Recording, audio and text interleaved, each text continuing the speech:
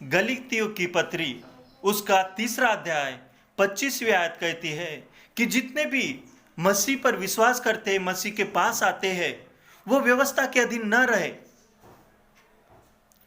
और हम बाइबल में देखते हैं कि नैतिक व्यवस्था, सामाजिक व्यवस्था और सांस्कारिक व्यवस्था या धर्म विधि दी गई है। ये 3 व्यवस्था दी गई है, तो हमें कौन सी व्यवस्था के अधीन न रहे और कौन सी व्यवस्था आज भी हमें मानना अनिवार्य है, आज हम देखेंगे। पहली जो व्यवस्था है वह है नैतिक व्यवस्था, मोरल लॉ। इसमें हम देखते हैं कि ये जो सारी जो नैतिक व्यवस्था या नियम है, ये 10 आज्ञाओं में पाए जाते हैं, या इसका सारांश ही 10 आज्ञाएं हैं। नैतिक नियम परमेश्वर के न बदलने वाले स्वभाव को दिखाते हैं, और जो मसीह में लोग पाए जाते हैं वो सारे लोगों को इन नियमों का पालन करना आवश्यक है। गलातियों उसका 3 अध्याय 12वीं आयत कहती है, अगर हमें जीवन में प्रवेश करना है तो परमेश्वर के पवित्र नियमों को सिद्धता के साथ और नियमित रूप से आज्ञा पालन करना आवश्यक है। गलातियों की पत्री उसका 3 अध्याय 10वीं आयत कहती है, जो इसमें सफल होते हैं वह श्राप और मृत्यु के भागी नहीं होते।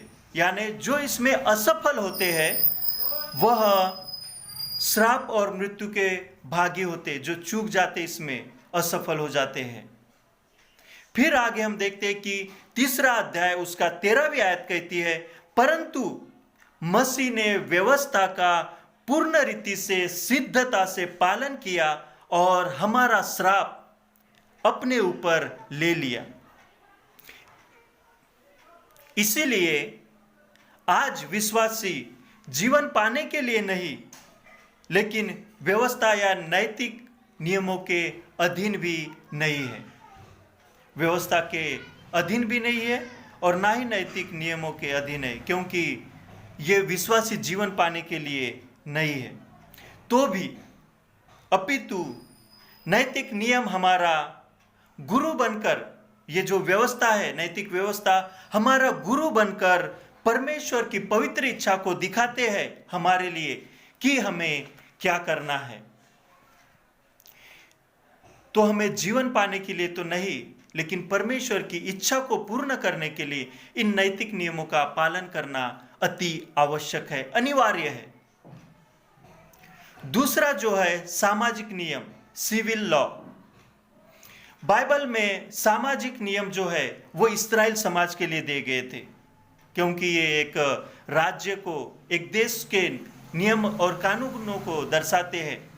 इसमें राजकीय विभाग और उसके साथ साथ जो इस्राएल के जो शरणस्थान के जो शहर थे वो पाए जाते हैं, और पाप की शिक्षा के जो क्षणिक विधियां थी, नियम कानून थे पाप के पश्चाताप के, वो यहाँ पर पाए जाती है सामाजिक नियमों में। ये इस्राएल के लिए खास रीति से थे, परमेश्वर के राज्य को ये प्रकट करते और भौतिक नियमों को, भौतिकता को भी उनके प्रकट करते हैं। ये सामाजिक और राज्य के तौर पर दिए गए थे। सामाजिक और राज्य यानी देश की व्यवस्था को दर्शाते हैं, और देश में जितने भी लोग रहते हैं उनके लिए ये दिए गए हैं। यीशु ने हमें परमेश्वर के साथ फिर से जोड़ दिया है, आत्मिक तौर पर, उसके आत्मिक राज्य के तौर पर, और पृथ्वी की छोर तक आत्मिक रीति से हमें जोड़ दिया है। इसलिए हमें किसी देश के बंधनों में नहीं है, उसकी हदों के बंधनों में नहीं है, लेकिन ये जो परमेश्वर ने हमें फिर से जोड़ा है, ये सारे देश, पूरा ब्रह्मांड, पूरा पृथ्वी इसमें पाई जाती है। और कलीसिया भी केवल इस्राएल समाज के लिए, इस्राएल देश के लिए सीमित नहीं रह गया, लेकिन पृथ्वी की छोर तक मसीह समाज, कलीसिया पहुंच चुकी है, या उसमें लोग पाए जाते, मसीह लोग। इसलिए ये नियम एक राज्य और एक देश के लिए हमें सीमित नहीं कर सकते, ये हमें बंधित नहीं कर सकते, लेकिन अपने अपने देश के नियम है, उन्हें हमें मानना अति आवश्यक है। लेकिन खास करके जो सामाजिक इस्राएल समाज के लिए यहाँ पर दिए गए थे, ये उन्हें मानना आवश्यक था, दूसरों के लिए नहीं, आपके और मेरे लिए नहीं है। लेकिन आज हम जिस देश में भी रहते हैं, उस देश की शिक्षा प्रणाली या उसकी व्यवस्था, नियम कानून अलग अलग है। गुनाहों की शिक्षा देना अलग अलग रीति से, अलग अलग देश की अलग अलग प्रकार की है। इसलिए हम जिस देश में रहते हैं, उस देश के नियम कानूनों को पालन करते हुए मसीह के आज्ञा के अनुसार हमें उसमें चलना आवश्यक है। फिर भी जो साधारण सिद्धांत है इस इस्राएल समाज के, उनको हम ले सकते हैं और अपने जीवन में इन्हें अपना सकते हैं। जो साधारण सैद्धांतिक नियम है, लेकिन जरूरी नहीं है। इसलिए हमें उस देश के नियम नहीं मानना है, लेकिन जिस भी देश के हम नागरिक हैं, उस देश के नागरिक होने के नाते हमें सिविल लॉ या सामाजिक जो नियम होते हैं वो मानने की आवश्यकता है। तीसरी जो विधि या नियम है, व्यवस्था है, वो है धर्म विधि, सांस्कृतिक नियम, सर्मोनियल लॉज। ये खास करके इस्राएल के लिए दिए गए थे। इसमें शुद्ध अशुद्ध, मंदिर की आराधना किस प्रकार से करना है, बलिदान किस प्रकार के चढ़ाना है, ये संपूर्ण व्यवस्था इसमें आती है, नियम कानून इसमें आते हैं। धर्म विधि स्पष्ट रीति से परमेश्वर के संबंध को बताती है। हमारे संबंध उसमें किस प्रकार से पाए जाते हैं, उनको वो प्रदर्शित करती है या दिखाती है। इसमें पाप की अशुद्धता, उसमें पाप की दुर्दशा, पाप के परिणाम क्या है, ये सारी चीजें उसमें पाई जाती है, हमें पता चलता है। धर्म विधि मसीहा के कार्य को दिखाते हैं। ये जो जितनी भी धर्म विधि दी गई थी, ये मसीह जो आने वाला था उस समय उन लोगों के लिए, वो सारे उन बातों को दर्शाती है, या यूं कहे तो ये मसीह में पूर्ण पाई जाती है और मसीह में पूर्ण हो चुकी है। इसमें प्रभु यीशु मसीह ने हमारे पापों को हमसे दूर किया और परमेश्वर से हमारा मेल कराया, फिर से परमेश्वर के साथ हमारा संबंध जोड़ दिया है। वे हमेशा आत्मिक सत्य को दर्शाते हैं, यीशु को दर्शाते हैं, आत्मिक सत्य को दर्शाते हैं। मसीह में ये सारी विधियां या जितने भी धर्म विधि थी वो पूर्ण हो चुकी है और प्रभु यीशु मसीह के जीवन को ये दर्शाती है, उसके मृत्यु को दर्शाती है, उसके पुनरुत्थान और उसके स्वर्गारोहण को दर्शाती है। ये पूर्ण जितने भी सांस्कारिक नियम थे, सर्मोनियल थे, उसमें हम यीशु मसीह की छाया को देख सकते हैं।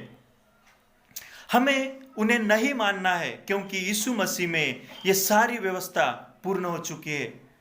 वो हमें पूर्ण रीति से शुद्ध और पवित्र करता है और केवल अभी यीशु मसीह में ही हमें ये मार्ग मिला है, या केवल यीशु मसीह में हम शुद्ध और पवित्र किए जाते हैं। हमें इन सर्मोनियल लॉ की या बलिदान करने की कोई आवश्यकता नहीं है।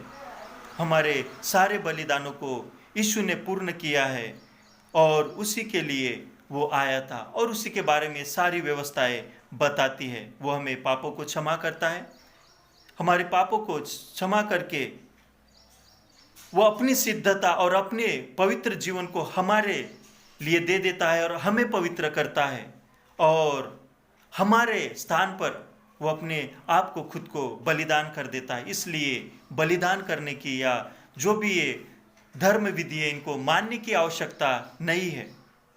आज हमें मानना नहीं है धर्म विधियों को, परंतु विश्वास और पश्चाताप हमें मसीह में ढूंढना है। हमारा विश्वास, हमारा पश्चाताप, हमारी आशा केवल मसीह में होना चाहिए और मसीह में हमें इन सारी चीजों को ढूंढना है।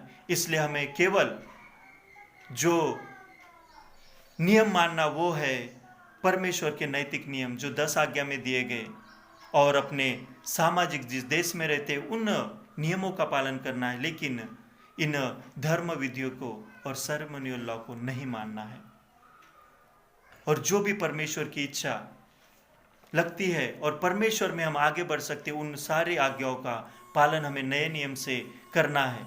लेकिन खास करके हमें इन 10 आज्ञाओं का पालन करना है, जीवन पाने के लिए नहीं, लेकिन यीशु ने इनको सारी व्यवस्था को पूर्ण करके हमें जीवन दिया है। इसलिए हमें धन्यवाद के साथ प्रभु में इन विधियों का पालन करना है। परमेश्वर इस वचन के द्वारा आप सभी को आशीषित करे।